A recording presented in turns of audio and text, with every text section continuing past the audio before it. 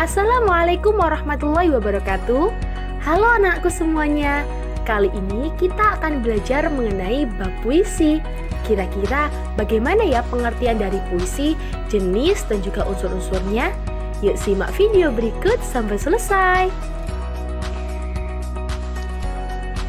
Oke anak-anakku semuanya, kita akan belajar mengenai puisi yang di dalamnya memuat pengertian, unsur-unsur dan juga jenis-jenis puisi. Yang pertama, mengenai pengertian puisi merupakan suatu teks yang mengungkapkan pikiran atau perasaan dengan mengutamakan keindahan dari kata-kata.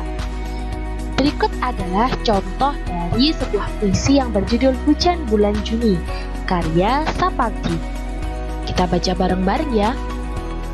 Tak ada yang lebih tabah dari hujan bulan Juni. Dirahasiakannya rintik-rindunya kepada pohon berbunga itu. Tak ada yang lebih bijak dari hujan bulan Juni. Dihapusnya jejak-jejak kakinya yang ragu-ragu di jalan itu.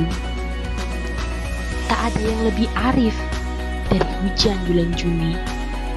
Dibiarkannya yang tak terucapkan diserap akar pohon bunga itu.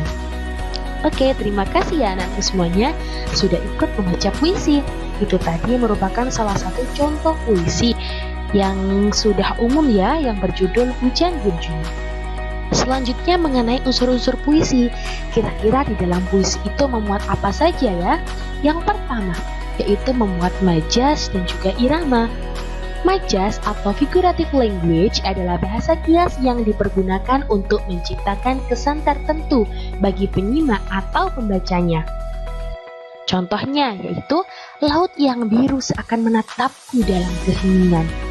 Ini adalah salah satu contoh dari majas personifikasi, yaitu menganggap bahwa benda mati itu adalah makhluk hidup, seperti laut yang diibaratkan merupakan benda mati yang diibaratkan hidup seakan-akan bisa menatap.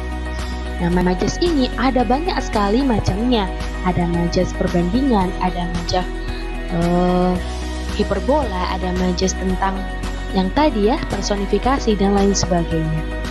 Kemudian irama atau musikalitas adalah alunan bunyi yang teratur dan juga berulang-ulang.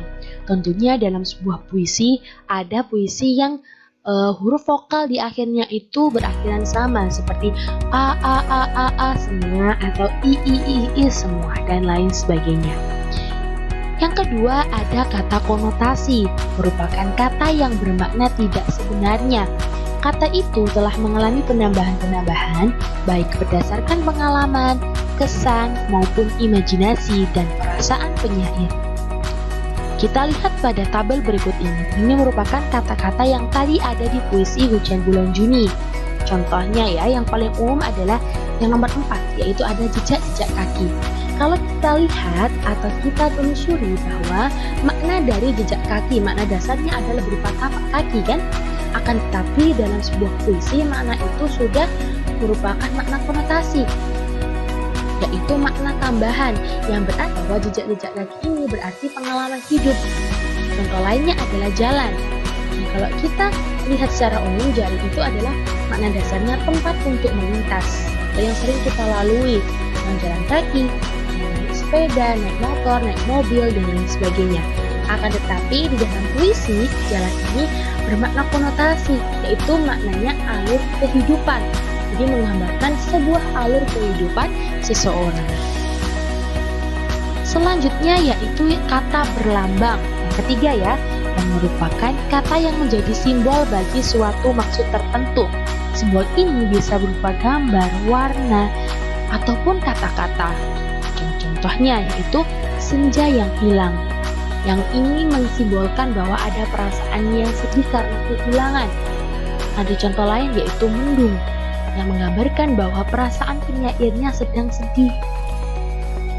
Yang keempat, pengimajian atau imajinasi, merupakan kata atau susunan kata yang dapat menimbulkan hayalan atau imajinasi.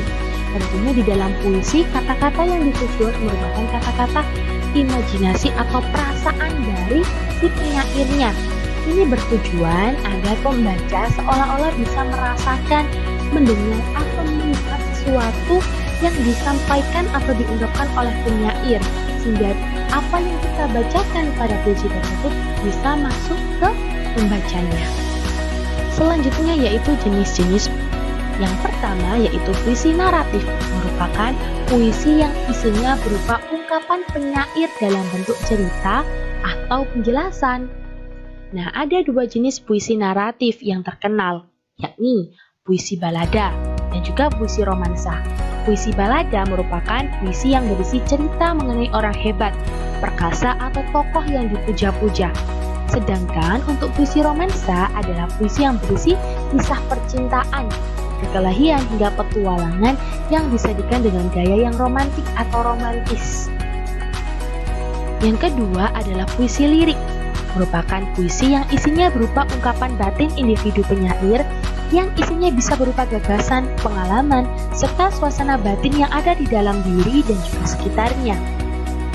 Terdapat beberapa jenis puisi lirik, antara lain ada puisi elegi yang mengungkapkan perasaan duka dari penyairnya. Ada puisi serenada yang berisi sajak percintaan yang dapat dinyanyikan. Yang ketiga ada puisi ode, merupakan puisi yang berisi pujian terhadap sesuatu hal, seseorang atau sesuatu keadaan. Jenis puisi yang ketiga adalah puisi deskriptif, yang merupakan puisi yang isinya berupa pemberian kesan penyair terhadap suatu objek yang ia angkat dalam puisi. Jadi ini seperti mendeskripsikan sesuatu atau menjelaskan sesuatu objek.